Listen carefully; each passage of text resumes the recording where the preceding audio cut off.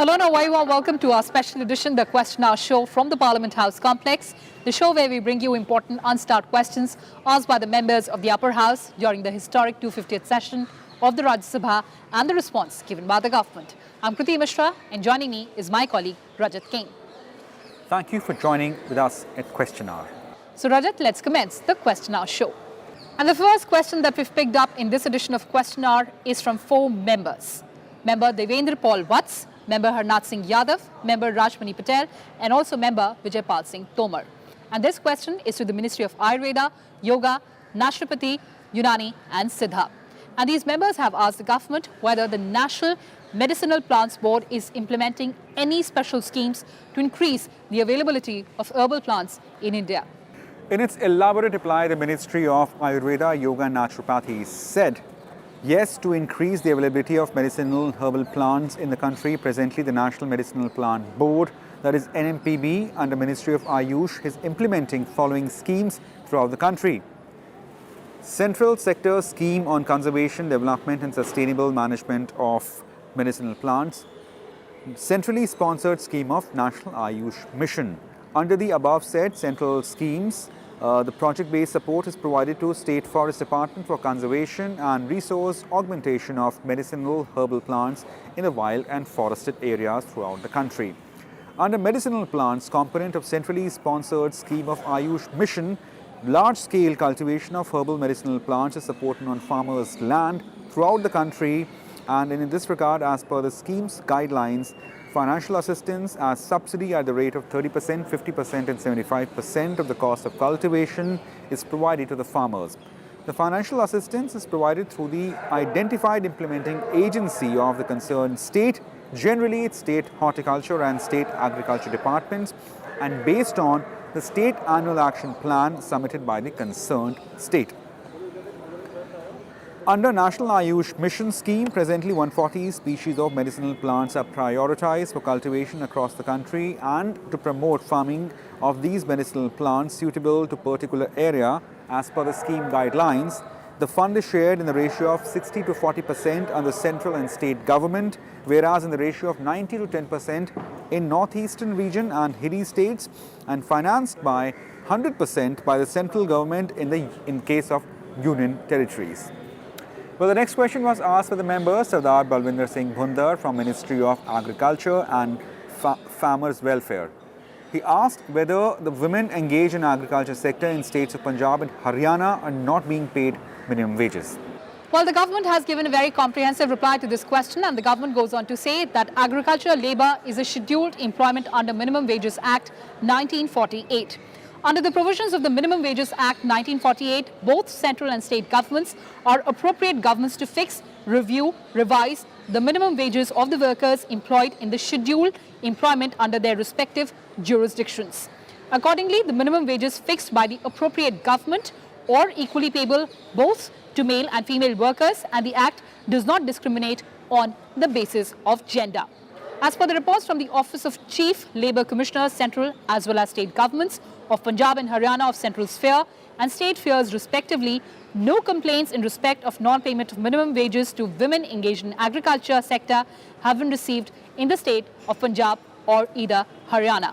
The Office of Chief Labour Commissioner, central in central sphere and state government in state sphere are the appropriate authorities to conduct inspections to ensure implementation of the provisions of Minimum Wages Act 1948, and also officers of the appropriate government notified as inspectors make inspections and prosecute those found violating the provisions of the Act.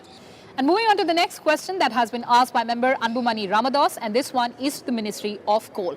And Mr. Ramadas has asked the government whether it is aware of the call made by the United Nations Secretary to close coal-based power plants post-2020 and the corrective action taken by the government in this regard. Well, answering, the government said no, Ministry of Power doesn't have any specific information on the first query pertaining to the call made by United Nations Secretary General to close coal-based power plants post-2020 in recently held Climate Action Summit at UN. Now, on the second query, this is whether any action plan to completely close coal-based plants post 2020, the ministry said that as on 31st October 2019, the total number of coal-based power plants in the country are 177, including 82 plants under private sector and 95 plants under the public sector, which include 39 central and 56 state sector plants in the country. The generation of conventional sources, that is thermal, hydro and nuclear of 25 megawatts and above in country include import from Bhutan during the year 2019-20 up to October 2019 is 7,57,946.22 MU, that is a provisional figure, and generation of renewable energy source during the year 2019-20 up to October 2019 is 85,774.92 MU. The total generation from all sources is 8,43,721.14 MU. The generation from coal-based power plants is 5,65,199.0 MU, which comes out to about 66.99% of total generation. Moving on to next question asked by member Dr. Santanu Hussain from Ministry of Health and Family Welfare, and he asked whether it's a fact that between 2009 and 10 and 2018-19, India's public health spending has gone up by less than 0.2% of the GDP.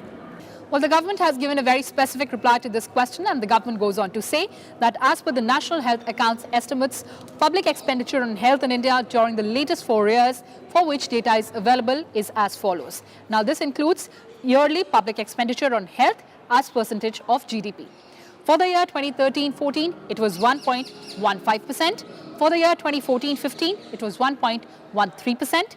For the year 2015-16, it was 1.18%, and for the year 2016-17, it was 1.2%.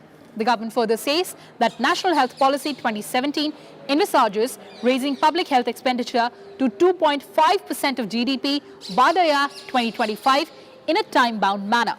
It also envisages increasing state sector health spending to more than 8% of their budget by the year 2020. Moving on to the next question that has been asked by member Parimal Nathwani, and this one is to the Ministry of Culture. And Mr. Nathwani has asked the government whether it is planning to establish cultural centers across the country. In a rather specific reply, the government said it has already set up 7 zonal cultural centers with headquarters at Patiala, Nagpur, Udaipur, Prayagraj, Kolkata, Dimapur and Tanjavur to protect, promote and preserve various forms of folk art and culture throughout the country.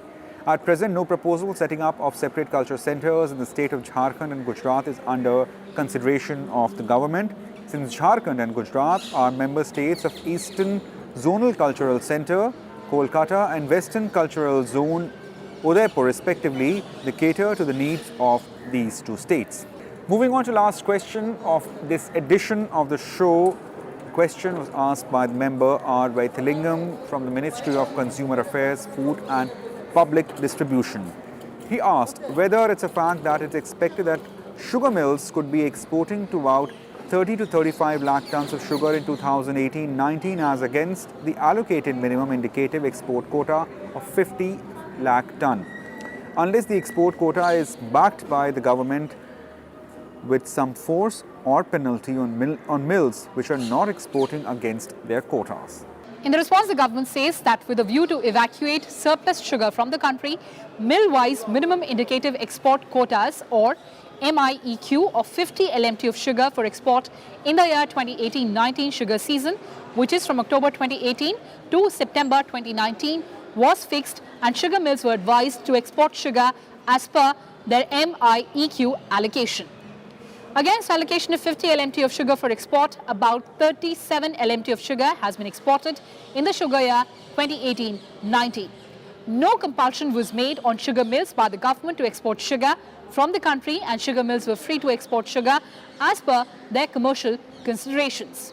The government further says that in view of huge carryover stock of sugar and estimates of surplus production of sugar than the estimated consumption in the current sugar year, which is the 2019 and 20 season, the government has allocated mill-wise maximum admissible export quantity, which is known as MAEQ, of 60 LMT sugar amongst sugar mills for export in the season 2019-20.